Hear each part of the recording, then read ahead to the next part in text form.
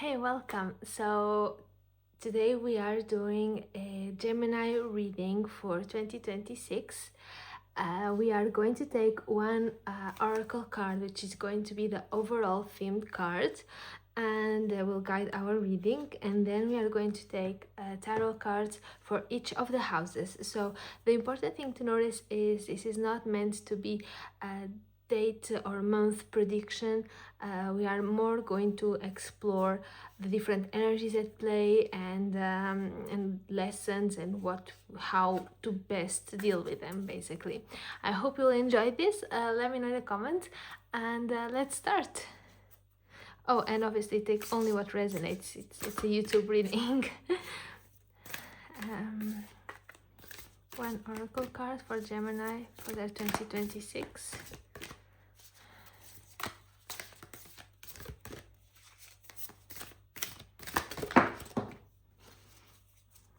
Okay.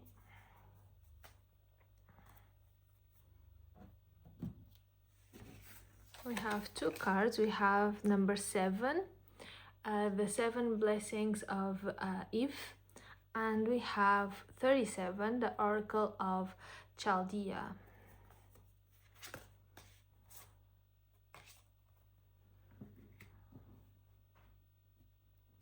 I will get into them soon. I'll just get the cards first. Okay. So for Gemini, house number 1.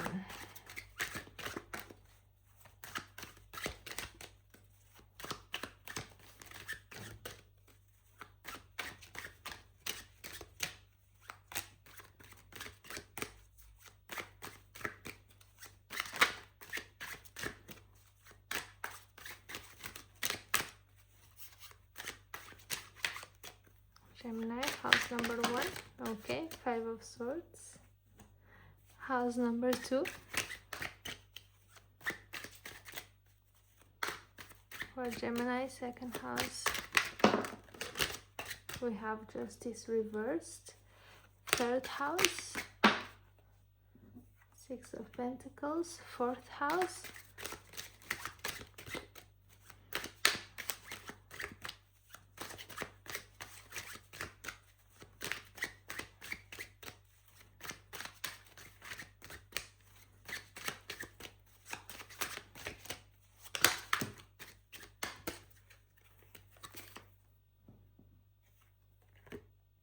the 7 of Swords and the 8 of Pentacles reversed. Fifth house,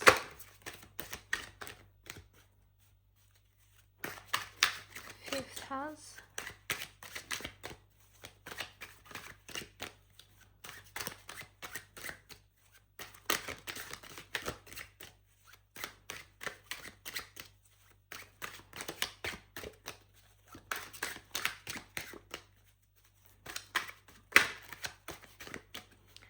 fifth house,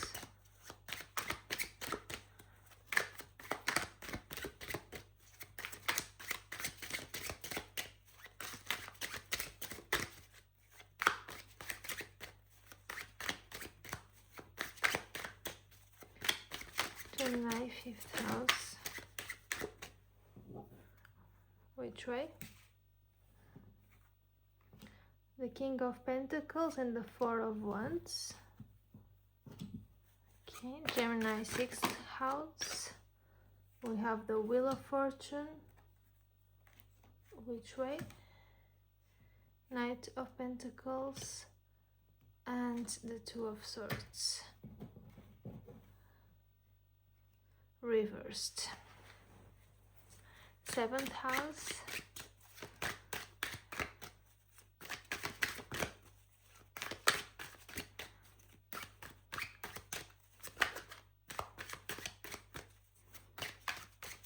Seventh house.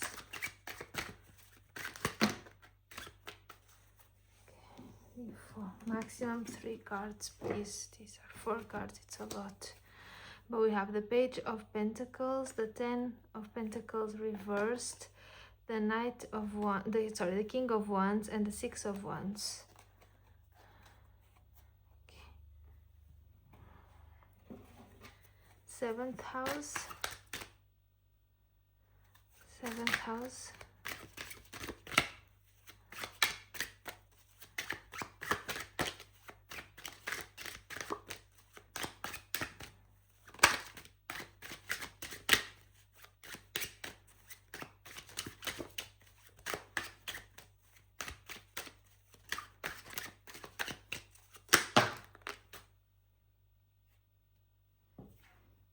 the Knight of Cups, and the Seven of Pentacles reversed. Eighth house for Gemini 2026. Five of Pentacles, ninth house for Gemini 2026.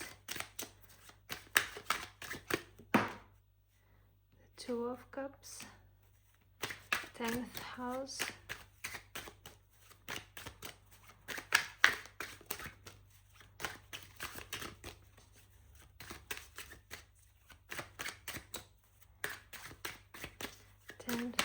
for Gemini.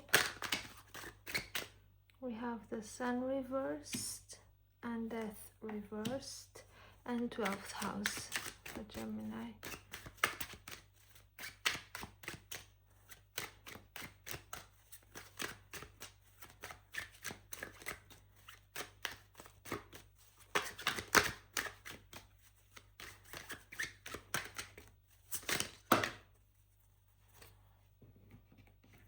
Which way?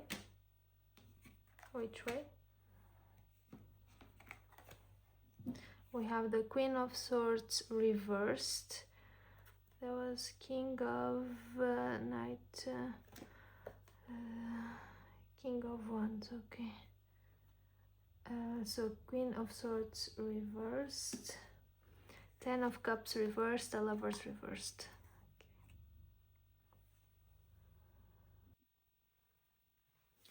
So starting with the oracles, right, we have two of them. First, we have the 7 blessings of Eve, and I just want to note something that says in the book, which is the spiritual power of 7 includes a natural charisma and capacity to be an influential channel for higher wisdom. The presence of 7 is a sign from the universe to reconnect to the sacred. The oracle of the 7 blessings of Eve is a reminder that you are a sacred being and have no need to hold yourself hostage to shame, blame, guilt, anger, judgment, or fear. Acknowledge your connection to spiritual knowledge. Pray, and your prayers shall be answered. And this oracle is very much about divine gifts and spiritual destiny and shedding shame, secrecy, false beliefs, understanding knowledge as your liberation, and how your healing abilities and how you can, and understanding your healing abilities and how you can influence others through words as well. So this is a soul level initiation card, and it speaks about letting fall, shedding everything that is not contributing for a shift of perspective in your life. Basically, it's also about cultivating wisdom through knowledge. Here we have a little egg, and it's supposed to be the egg of Sophia, which is supposed to be this gift of higher knowledge, right? So when it comes to the context of your reading, this is about understanding that your thoughts and your words, they shape your reality, and that's not just a new age thing that you hear here and there. There's something that you are going to actually see for yourself in your own life. So in 2026, for you, Gemini, it's a year of remembering who you really are, right? You are stepping into greater spiritual authority, mental clarity after a long period of confusion, and shedding these outdated identities, basically. And this is actually one of the explanations as to why you have so many reverse cards, which is you are unlearning. It's not that you are failing, it's not that you have more challenges than the others, is that you are unlearning. And there's a good quote which says, we are not here to become anything, we are here to unlearn everything we have been taught. So that's also a shift of perspective, it's also a way of seeing things, right? And then you got a second oracle, which is the Oracle of Chaldea. And the Oracle of Chaldea, it's basically about not forcing this healing. It's about being gentle. It's about respecting the timing of your mind and the timing of your body, and understanding and having the wisdom to discern the fact that they are different and they have their own rhythms, right?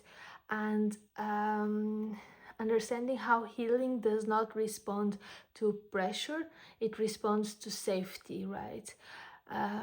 So this is the key message as well, which is to respect the timing that this will take. Understanding that 2026 will not be about rushing the outcome. It's going to be about deep integration and understanding how patience is a form of spiritual mastery this year. Okay, so based on this, let's start. And we start with the Five of Swords in the first house. So the first house is all about identity, how you show up, yourself, your personality, your self-image, how others perceive you. And the Five of Swords, it's actually a card about conflict, tension, hollow victories, right? Ego wounds, winning at any cost. And so I think that what this card is showing in the context of your reading and the oracle cards is how past conflicts have shaped your identity, and how now you are ready to stop proving yourself. You are ready to walk away from battles that drain you. You are ready to redefine strength as peace and not dominance over the other, right? This is like an identity reset that is coming through wisdom, right? Despite the meaning of the card, if you notice, the sword is raised up high, right? He's looking at it. It's like for clarity to come in, to be cut through this smoke that we can see on the card. And it is about that. It is about understanding how we are now ready for this reset. We are now ready to start our journey into higher wisdom, basically. And then we have the second card, which is Justice reversed. The second house, it's all about finances, money, values, self-worth, also connected to your self-esteem, what you value. And here we have a card that is representing imbalance, self-judgment, unfair inner narratives. And so very much connected to the first house, you are going through this reset where you re-evaluate your beliefs around worth, around money, and how you realize how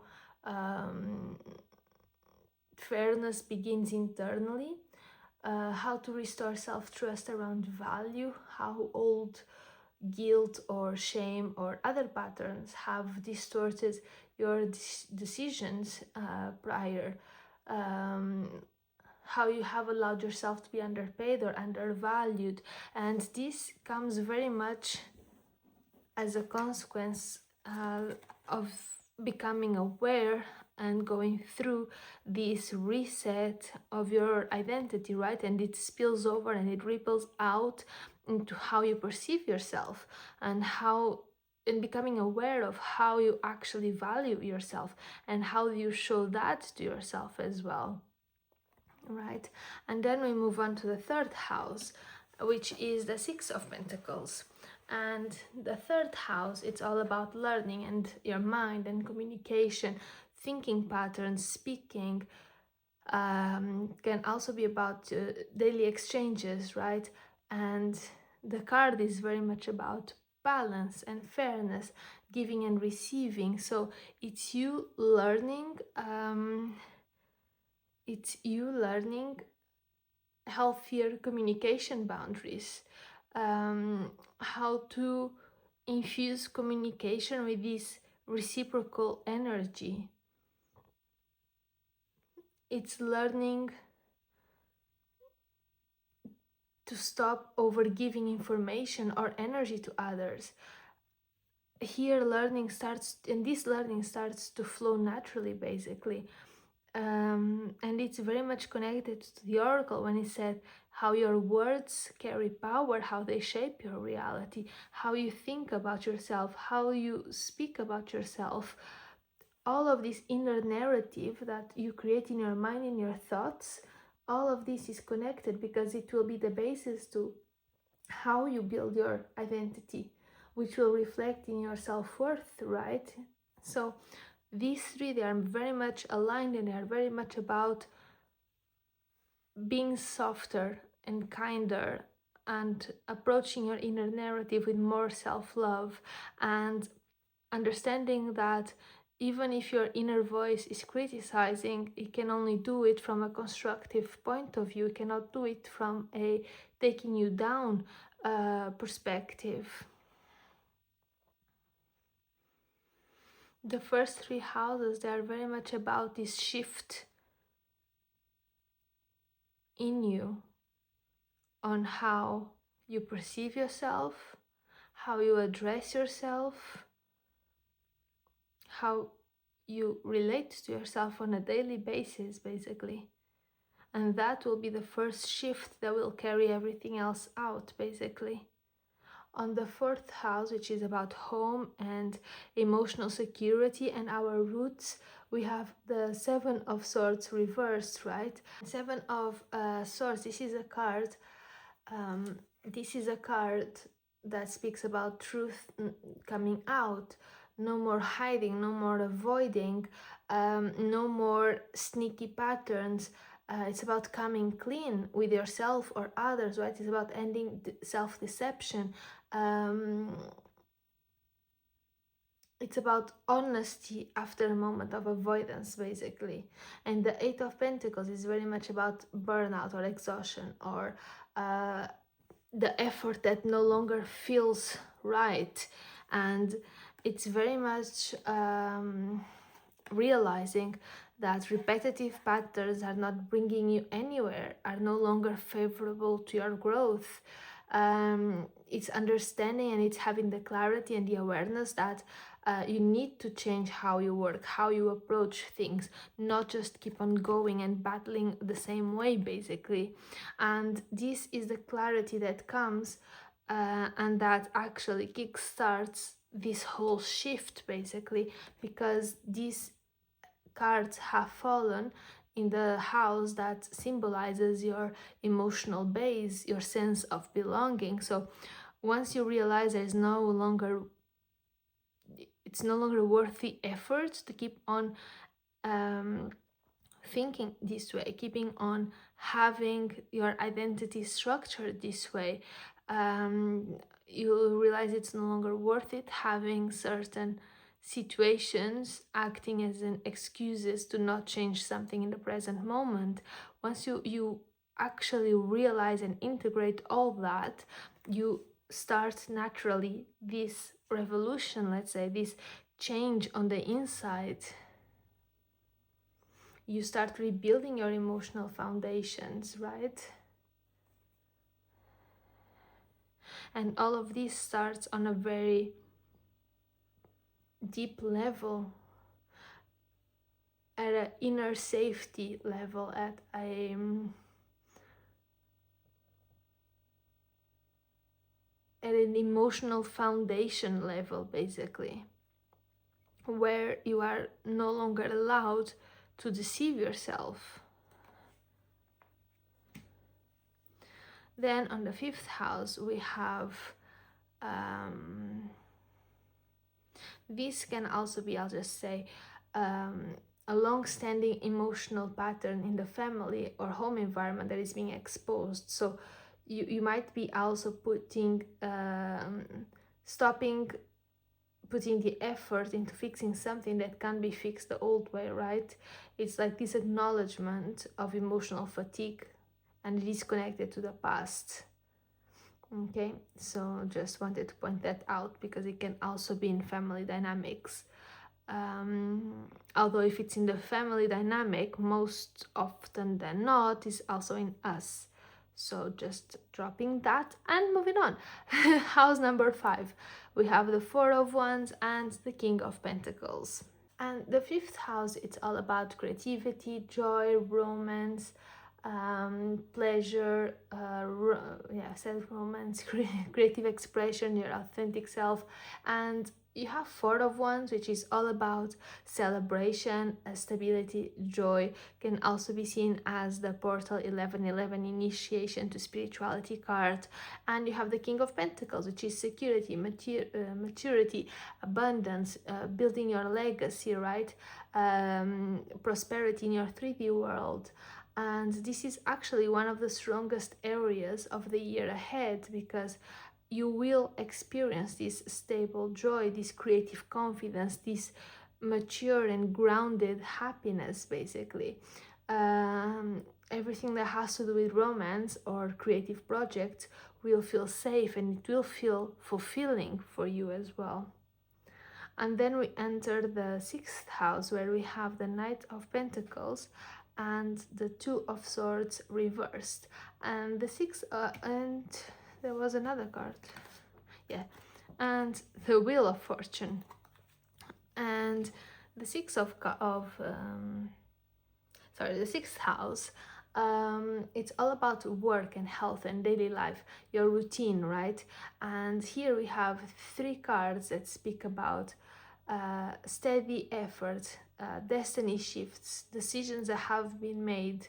So here you are committing to long-term wellness and work changes, basically. So I think that for you in 2026 there's a turning point that is arriving, and this lack of clarity, this indecision, it's ready to be put to rest, right? Consistency will bring you to destiny level results, and this is actually here one of the messages in your oracle. One second, it's here. You have been blessed with a beautiful divine destiny to fulfill. You have natural healing ability. Choose your thoughts and words so they reflect what you truly wish to put out into the world, because your influence is stronger and further reaching than you realize. And it is about that. It is about how this consistency every single day in your work routine, in your daily habits, when it comes to your health as well, how this will bring you to a destiny level result, basically how you will fulfill the prophecy, let's say. Understanding as well, integrated with the Oracle of Chaldea, how it has to do with slow aligned healing, not this week I do everything, next week I do nothing. No, it's about listening to the mind, listening to the body, and respecting, and every day doing a little bit and a little bit, and basically this compound effect is what will bring you to success, basically. Then we have the 7th house, and here we have 4 cards. We have the 10 of Pentacles reversed, the Page of Pentacles, the King of Wands, and the 6 of Wands. And 7th house, it's about partnership, relationships, also business partnerships, one-on-one dynamics, contracts. And we have cards that speak about old structures dissolving, emotional openness, recovery from lack. So it seems that you are releasing long-held emotional or financial stagnation, right? It's like 2026 is bringing you this emotional renewal, this willingness to receive support, this healing of abandonment wounds as well. It's like a powerful rebirth house this year. And I just want to pause here to connect the 7th house to the 5th house, right? And basically the 5th house, which as we said is one of the strongest, is acting as the spark, whereas the 7th house is acting as the structure, right? The 7th house is like restructuring how romance becomes commitment, right? On your 5th house, when it comes to romance, we see that there's a want for stability and joy, and there's a open road for it, there's an open channel for it. And on the 7th house, when it comes to partnership, we say, but not in the old inherited way, basically. So that means that a relationship may start playful and secure, which is the 5th house, and then it evolves into commitment, but without outdated expectations. There's this learning together instead of forever scripts, you know what I mean? I think you are going to experience grounded, joyful romance, because we do have a 4 of Wands and a King of Pentacles, and it's a romance with long-term potential. But when it comes to commitment to old family and societal expectations, these are being released. We do have the 10 of Pentacles reversed here, and a new kind of partnership begins. And this is led with confidence and passion, right? The King of Wands, and the beginning here with the Page of Pentacles, and becomes something that you can be proud of, which is your 6 of Wands, basically, which is still very much a successful card. So there's real possibility for a romance in 2026, and it is a romance that, as I said, can go far in the distance. It can be long lasting, and that it will grow through shared learning and confidence and mutual celebration as well. It's going to be a romance that will fit you, not one that will put you in a box, basically.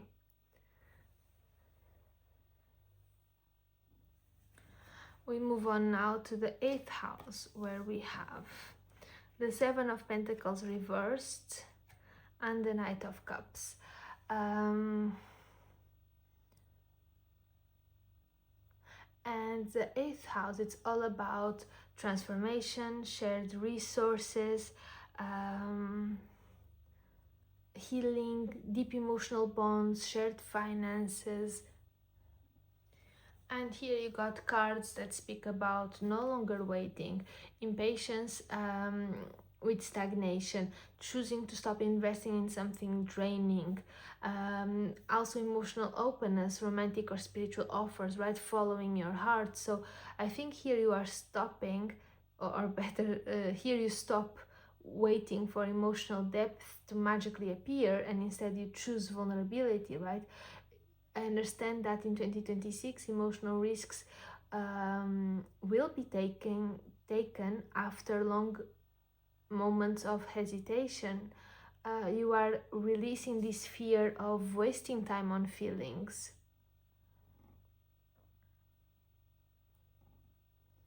We can see how a heartfelt connection can deepen through honesty, right?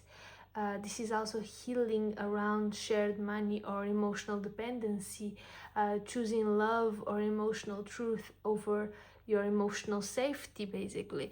It comes back here to this theme of the 4th house, which is when you realize that this is no longer working for you, this lack of vulnerability or keeping yourself closed, when you realize that this is no longer what will carry you on, what will bring you forward, and you start resetting your inner foundation, then you can see how choosing love will be the door that will guide you through this deep transformation in your life, basically.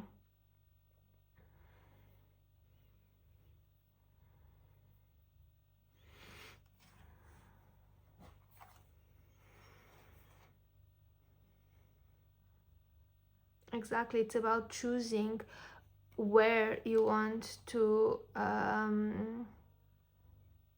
whom you want to give your cup full, right? Where do you want to plant your seeds as well? It's about having this discernment as well, that is brought to you by the healing that you will be doing, basically. And then we have the ninth house with the Five of Pentacles. Ninth house, it's all about travel, expansion, faith, philosophy, spirituality, belief systems. And the Five of Pentacles, it's about recovery from lack, rebuilding hope. Sorry, the Five of Pentacles reversed. Leaving isolation as well. So it's as if old beliefs that are rooted in this I'm not enough idea, they are being dissolved. Faith in life starts to slowly return. You start to reconnect with meaning after a period of doubt. And this is exactly some of the themes that your oracles touch as well. And here we can see how healing in intimacy and in shared resources is reinforced by this renewed faith and trust in life that you'll be feeling, right? As you see on the outside, as you see how this inner change affects your outside world, this will also help you gain or retrust or reinforce your faith, right? In the spiritual part, it's also how emotional openness becomes sustainable, because the internal worldview supports abundance and not lack, basically. You are, again, it's very much anchored from this shift in perspective that you can see ripples out throughout different houses and affects in a positive way how you view different areas of your life and how you decide to change accordingly to what you wish to keep or to let go of, according to what you wish to shed. So if I no longer want to have a mindset of lack, and now I'm aware that I have one, I'm ready to let it go, basically. And then we have the 10th house with the Two of Cups, and 10th house being all about reputation, career achievements, life direction and purpose, how you are seen publicly, and having here a card which is all about partnerships, alignment, mutual support, harmonious agreements, um, this divine love and support for each other, this collaboration that brings balance. It shows how your career and your life path are aligning with partnerships and cooperative energy in 2026, basically. I think you might find a career ally or a mentor or a collaborator who will complement your strengths. I think that public recognition will come through mutual respect rather than a solo effort. I think that harmonious and value-aligned relationships will also help you define your professional success.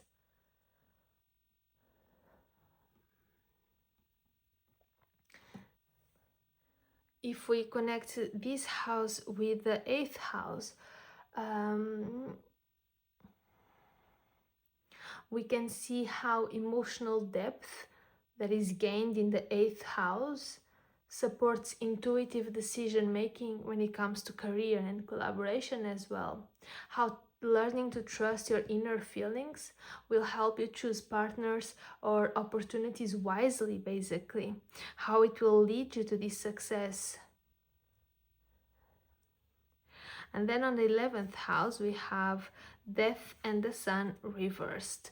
And so 11th house being all about community, social networks, group dynamics, friends, long-term goals, long-term vision, and having cards that mean resistance to change, difficulty ending old patterns, temporary loss of joy, delayed clarity, right? Obscured optimism. It shows that you might feel some kind of stagnation or disappointment when it comes to your social circles.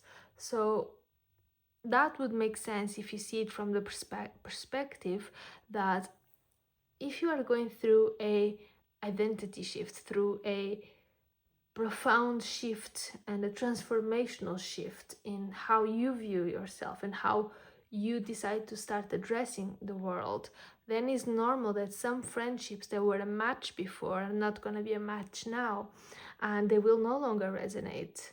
And maybe you will feel some resistance when it comes to ending those old connections, which is normal. But you also have to be careful to not keep them, even knowing that they are draining you, just for the sake of history, let's say. Because this public joy, this recognition within your community, within your network circles, this will be delayed until alignment occurs. And how to actually prune social networks effectively. So if you use the emotional discernment that you gain in the 8th house, and this faith in abundance and of being worth it and deserving that you gain in the 9th house, and if you use this to help you choose the right partnerships in work, then you have the tools you need to actually select who are the people that will remain in your inner circle and who are the people who will not. I think you will learn how community energy has to be earned and not assumed, basically.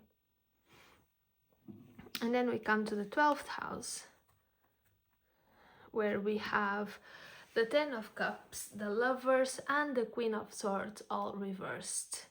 And the 12th house, it's all about subconscious, karma, healing, inner world, past life influences, dreams, right?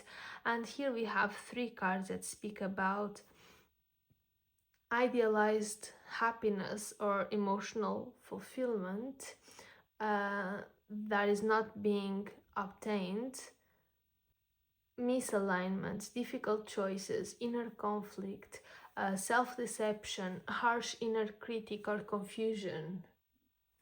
So what does this show us? What does this mean? It shows that you are confronting false ideas of happiness, of love, of perfection that have influenced relationships and life choices, right? It shows how you are now creating your own ideal relationship rather than simply following traditional traditional sets, traditional ideas, traditional guidelines, let's say. You are now facing internal conflict in the sense that decisions that were previously avoided have now to be faced, right? You are learning to differentiate between this fear-based thought and your intuitive knowing, and letting go of this harsh self-judgment that we spoke about at the start of the reading. This is about deep karmic and emotional clearing, basically. It's preparing you for authentic emotional and spiritual alignment in 2026. It shows how from the 8th house till the 12th house, transformation culminates internally. How you shed illusions and you resolve these karmic patterns, and you emerge ready to live from integrity, from intuition, from emotional authenticity, basically. So just to recap before we close this reading, your identity and your self-worth, they are being redefined, right? You are clearing ego conflicts, you are building boundaries, you are redefining your value. And so when it comes to the house number 5, to the 5th house, it's helping it being to be it's sorry, it's basically infusing it with this energy of playful and joyful attraction, right? So this lighter energy can enter and can help things flow, basically. And that's when commitment emerges as in alignment with your self-awareness that has been developed. And that's why you learn to realize, and you learn to trust, and you learn to be vulnerable, and in doing so, it is this maturity that will deepen your relationships, right?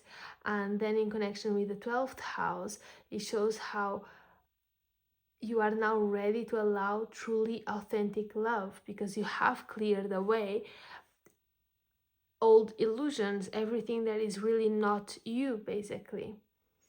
You are learning to love yourself first, so that then all the other relationships can also be authentic and grounded and transformational. That's the sum up of your reading, Gemini. All right. I hope this was helpful. Let me know in the comments so I can also improve myself. And I wish you a lovely year ahead, truly, with all the best, a lot of love, a lot of success, a lot of happiness, everything you might wish for, a lot of peace as well, and a lot of blessings. And yeah, I wish you all the best. So have a great 2026, and hopefully I'll see you in my channel more often. Bye bye.